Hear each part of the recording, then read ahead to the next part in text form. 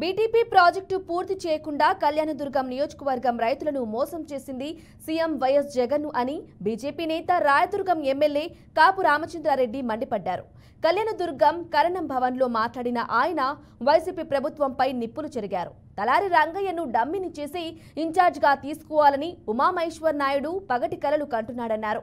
TDP కూటమి అభ్యర్థులు అమిలినేని సురేంద్రబాబు, అంబికా లక్ష్మీనారాయణలు గెలిస్తేనే బీటీపీ ప్రాజెక్టు పూర్తవుతుందని తెలిపారు. ఆయన మాట్లాడే మాటలు కానీ సబ్జెక్ట్ కానీ ఏ విధంగా ఉందంటే ఎమ్మెల్యే అభ్యర్థి రంగయ్య కాదు ఉమామహేశ్వర్ నాయుడు అనేటువంటి బిల్డప్ అక్కడ ఇస్తూ ఉన్నారు. ఇది చాలా బాగా రంగయ్య గారిని పిహెచ్డీ చేశారని డాక్టర్ రంగయ్య అని అంటున్నారు.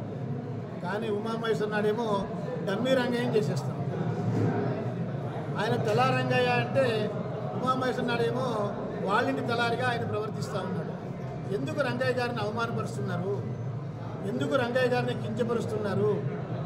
దాన్ని బట్టి చూస్తూ ఉంటే ఆయన ఉద్దేశం రంగయ్య గారు ఓడిపోయి తిరిగి వెళ్ళిపోతే ఆ స్థానంలో వైఎస్ఆర్ కాంగ్రెస్ పార్టీ తరఫున కళ్యాణదుర్గం ఇన్ఛార్జి బాధ్యతలు తీసుకొని తన భవిష్యత్తుకి ఏదో మేలు చేసుకోవాలనేటువంటి ఉద్దేశం ఉమామహేశ్వర్ నాయుడు గారిలో ప్రస్ఫుటంగా కనబడుతూ ఉంది.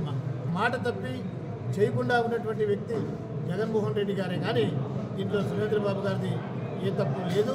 కాబట్టి రాబోయే రోజులలో సురేంద్రబాబు గారితో కలిసి అంబికా లక్ష్మీనారాయణ గారితో కలిసి మేమందరం కూడా కేంద్ర ప్రభుత్వం అంటే బీజేపీతో మద్దతు ఉంది కాబట్టి, కూటమి ఉంది కాబట్టి అవసరమైతే కేంద్ర ప్రభుత్వం పెద్దల దృష్టికి కూడా ఈ విషయాన్ని తీసుకెళ్ళి మన భైరవాంతింపు ప్రాజెక్టుకు నీళ్ళు వచ్చి కళ్యాణదుర్గంలో 114 చెరువులు, రాయదుర్గంలో 58 చెరువులు నింపి ఈ ప్రాంత ప్రజలకు మంచి చేయదనే ఉద్దేశంతో ఈ మందులు ఉన్నాము.